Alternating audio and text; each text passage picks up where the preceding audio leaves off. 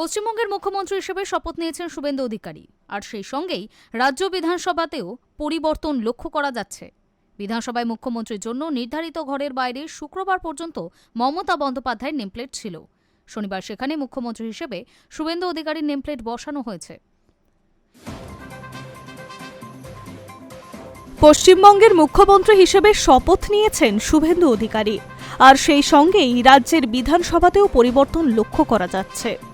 বিধানসভায় মুখ্যমন্ত্রীর জন্য নির্ধারিত ঘরের বাইরে শুক্রবার পর্যন্ত মমতা বন্দ্যোপাধ্যায়ের নেমপ্লেট ছিল।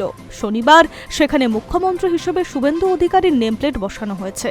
খোলা হয়েছে বাকি ঘরগুলিও, তবে নেমপ্লেটগুলো খালি এখনো, কারণ দফতর নির্ধারিত হয়নি। ১.৫ দশক পর পশ্চিমবঙ্গে রাজনৈতিক পালাবদল। বিধানসভা চত্বরে ভিতর এবং বাইরে সজ্জা বদলে গিয়েছে অনেকটাই। করিডোর হয়ে সোজা ঢুকলে মুখ্যমন্ত্রীর ঘর। শুক্রবার পর্যন্ত ওই ঘরের বাইরে মমতার নামে নেমপ্লেট ছিল। শনিবার ব্রিগেডে শুভেন্দু অধিকারীর শপথ নেওয়ার সঙ্গে সঙ্গেই ওই ঘরের বাইরে মুখ্যমন্ত্রী হিসেবে শুভেন্দু অধিকারীর নামে নেমপ্লেট বসানো হয়। অতীতে ওই ঘর থেকেই সব মুখ্যমন্ত্রীরা সরকার পরিচালনা করেছেন। বিরোধী দলনেতা হিসেবে যে ঘরে এতদিন বসতেন শুভেন্দু অধিকারী, সেই ঘরের বাইরে থেকে তার নেমপ্লেট সরিয়ে ফেলা হয়েছে। শুধু তাই নয়, প্রাক্তন শিক্ষামন্ত্রী পার্থ চট্টোপাধ্যায়ের ঘরটি দীর্ঘদিন বন্ধ ছিল।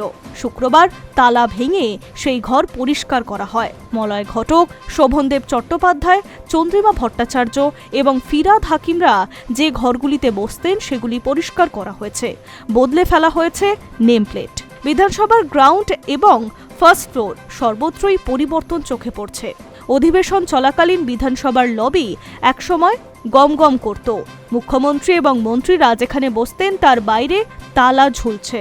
অন্য সব জায়গার মতো বদলে গিয়েছে বিধানসভার চেহারা।